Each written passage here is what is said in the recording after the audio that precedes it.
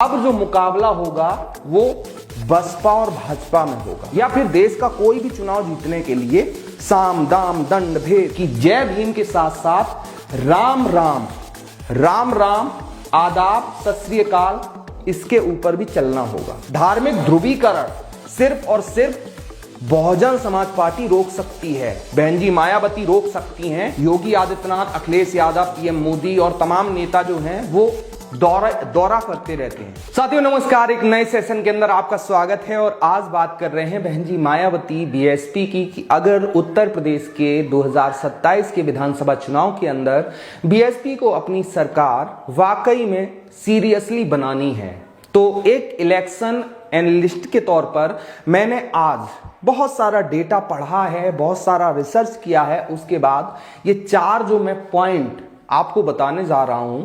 अगर आप ये चाहते हैं कि बीएसपी की सरकार बने तो ये चार चीजें बीएसपी को एक समर्थक के तौर पर आपको और देश के तमाम दलित साथियों को जानना बहुत ज्यादा जरूरी है। अगर आपको 2027 में उत्तर प्रदेश के अंदर राजा बनना है, अगर आपको सरकार चलानी है तो ये फैसले बीएसपी को, बहन जी मायावती को अपनी पार्टी के अंदर लागू करने पड़ेंगे। पहली बात कि 2007 नहीं 2027 है। अब बहुत सारे लोग इसके ऊपर इसको समझ नहीं पाएंगे कि भैया 2007 नहीं 2027 है। तो इसका जो ब्रेकडाउन है वो ये है कि बहुत सारे हमारे साथियों को ये लगता है कि भैया हमने 2007 में पूर्ण बहुमत की सरकार बीएसपी की बनाई थी, उसके बाद बहन जी मायावती ने बड़े अच्छे से 5 साल तक उत्तर प्रदेश को चलाने का काम किया, कई सारी योजनाएं बनाई, ये किया वो किया, वो मतलब बहन जी मायावती ने उस टाइम पर किया। लेकिन इस चीज को सोचकर कि आपने 2007 में सरकार बनाई, इस चीज को सोचकर आप सिर्फ खुश हो सकते हैं। मैं आपको ईमानदारी से बता रहा हूं कि आप 2007 को सोचकर सिर्फ खुश हो सकते हैं, लेकिन अगर आपको 2027 में सरकार बनानी है तो आपको ये सबसे पहले मानना पड़ेगा कि ये 2007 जो है वो टाइम निकल चुका है और अब मुकाबला जो है वो सपा और बसपा का नहीं, बल्कि अब जो मुकाबला होगा वो बसपा और भाजपा में होगा। देश के बहुत सारे दलितों को, बहुत सारे हमारे जो बीएसपी के साथी हैं उनको ये लगता है कि भाई 2007 में जैसे हमारा मुकाबला समाजवादी पार्टी और बीएसपी में हुआ था तो भाई एक पार्टी तो जीतनी थी, भाई हो सकता है कि सपा जीत जाती, हो सकता है कि बसपा जीत जाती, तो बसपा जीत गई। ये नहीं है कि बसपा आसानी से जीत गई, उसके अंदर बहन जी ने बहुत सारी मेहनत की, बसपा के कार्यकर्ताओं ने मेहनत की, लेकिन तब टाइम और था। लेकिन अब जो मुकाबला है वो बसपा और भाजपा के बीच में है और भाजपा को जानने वाले जितने भी लोग हैं वो सब लोग जानते हैं कि भारतीय जनता पार्टी आज उत्तर प्रदेश का चुनाव जीतने के लिए या फिर देश का कोई भी चुनाव जीतने के लिए साम दाम दंड भेद सब कुछ करती है। सब कुछ भारतीय जनता पार्टी जो कर सकती है वो हर प्रयास करेगी। दूसरी बात कि भैया बड़ी बात क्या है, तो सिर्फ दलित वोटर नहीं सभी वर्गों को जोड़ना होगा, सिर्फ दलित वोटर नहीं सभी वर्गों को जोड़ना होगा। जय भीम के साथ साथ ये बहुत ज्यादा इंपॉर्टेंट बात मैं आपको बता रहा हूं कि जय भीम के साथ साथ राम राम राम राम आदाब सत श्री अकाल इसके ऊपर भी चलना होगा। जय भीम के साथ साथ राम राम आदाब सत श्री अकाल इसके ऊपर भी चलना होगा। भाजपा की पोल अब आपको बीएसपी को जनता के सामने खोलनी होगी और धार्मिक ध्रुवीकरण इसको रोकना पड़ेगा। जी कह दे रहा हूं भैया। अगली जो चीज है, अगला पॉइंट है, बताने से पहले आपसे रिक्वेस्ट है कि हमारी टीम कह रही कि आप लोग वीडियो देखते हो लेकिन चैनल को सब्सक्राइब नहीं करते हो, वीडियो को लाइक नहीं करते हो, शेयर नहीं करते हो।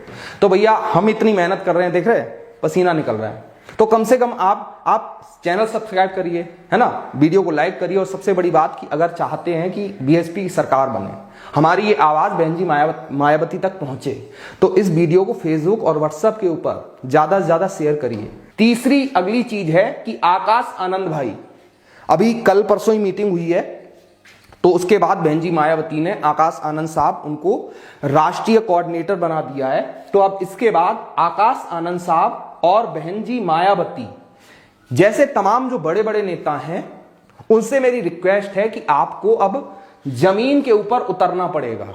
ऐसा नहीं होगा कि आप लखनऊ के अंदर बैठकर या फिर दिल्ली के अंदर बैठकर आप एक ट्वीट कर दें, उसके बाद आप सरकार बना जाएंगे। भाई राजनीति बदल चुकी है। आप देखते हैं कि योगी आदित्यनाथ, अखिलेश यादव, पीएम मोदी और तमाम नेता जो हैं वो दौरा करते रहते हैं। कभी अलीगढ़ के अंदर, कभी आगरा के अंदर, कभी हाथरस के अंदर, कभी कौशाम्बी के अंदर, कभी बुलंदशहर के अंदर, कभी शामली के अंदर, कभी संत कबीर नगर के अंदर, कभी कहीं, कभी नोएडा, कभी दिल्ली। ये मतलब नेता दौरे करते हैं ताकि उनको जो जमीन की सच्चाई है वो पता पड़ जाए। तो इसी की वजह से मैं कह रहा हूं कि अगला जो तीसरा फैसला है वो ये है कि आकाश आनंद भाई, बहन जी मायावती जैसे जो बड़े नेता हैं उनको जमीन के ऊपर उतरना होगा, लोगों के साथ मिलना होगा। ये अगला तीसरा फैसला अगर सरकार बनानी है तो करना पड़ेगा। और अगली चीज समर्थकों, भाई समर्थक सबसे बड़ी ताकत होते हैं किसी भी पार्टी की। समर्थकों, वोटरों, जनता के साथ खड़ा होना पड़ेगा। समर्थकों, जनता, वोटर, इनके साथ खड़ा होना पड़ेगा। मेरे पास ऐसे बहुत सारे मैसेज आते हैं, बहुत सारे ऐसे फोन आते हैं कि भैया हम बीएसपी की बात करते हैं, हम दलितों की बात करते हैं, हम बाबा साहब भीमराव अंबेडकर की बात करते हैं, हम संविधान की बात करते हैं, तो पुलिस हमको परेशान करती है। पुलिस हमारे खिलाफ झूठे मुकदमे मतलब लिख देती है। बहुत सारे ऐसे लोग मेरे पास मैसेज करते हैं कि भैया ये हो गया, वो हो गया, मैंने बीएसपी की तारीफ कर दी तो फलाने इंसान ने मुझसे ऐसा कह दिया। पुलिस हमको परेशान करती है। तो ऐसे में बीएसपी को यह चाहिए कि अपने समर्थकों, अपने वोटरों, जनता के साथ खड़ा होना पड़ेगा। चाहे कुछ भी करो, लेकिन आप अपने समर्थकों का साथ दीजिए। अगर कोई समर्थक बाबा साहब की बात करता है, अगर संविधान की बात करता है, अगर बीएसपी की बात करता है और उसके खिलाफ झूठा मुकदमा दर्ज होता है, पुलिस परेशान करती है, अधिकारी बात नहीं सुनते हैं, तो उसके साथ बीएसपी को, बहन जी मायावती को खड़ा होना पड़ेगा। पूरी पार्टी खड़ी होनी चाहिए। अगर दलितों पर, अगर किसी गरीब पर, मजलूम पर अत्याचार होता है तो पार्टी को खड़ा होना पड़ेगा।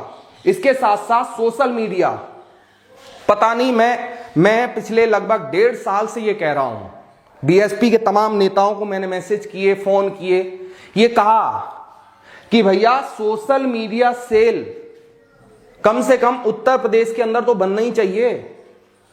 लेकिन पता नहीं जो बीएसपी के तमाम नेता हैं, जो बहन जी से नीचे काम करते हैं, वो हमारी बात क्यों नहीं सुन रहे हैं। मैंने बार बार मैसेज किया, फोन किया, ट्विटर के ऊपर तमाम चीजें की कि भैया सोशल मीडिया सेल बनाना होगा, नए युवाओं को जोड़ना होगा।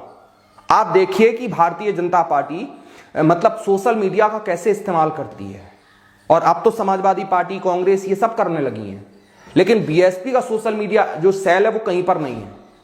इसी वजह से मैं ये मांग करता हूं कि सोशल मीडिया सेल जल्दी से जल्दी बनाया जाए।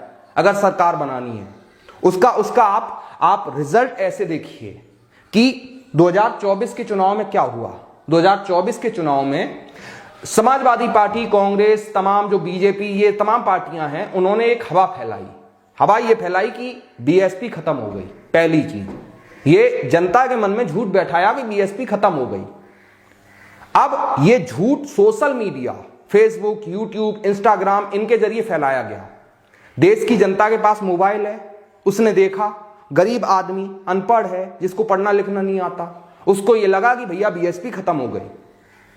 लेकिन बीएसपी की जो सच्चाई है वो किसी ने नहीं बताई। ये सबसे बड़ा नुकसान 2024 में हुआ। इसके बाद तमाम पार्टियों ने फैलाया कि भैया बहन जी मायावती जो हैं वो बीजेपी की मदद करती हैं, बीजेपी की बी टीम है।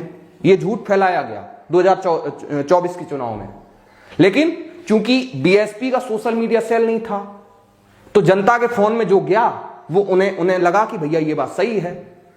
मतलब जितने भी झूठ तमाम पार्टियों ने फैलाए, उनको काट करने के लिए जो बीएसपी का सोशल मीडिया सेल होना चाहिए था वो नहीं था।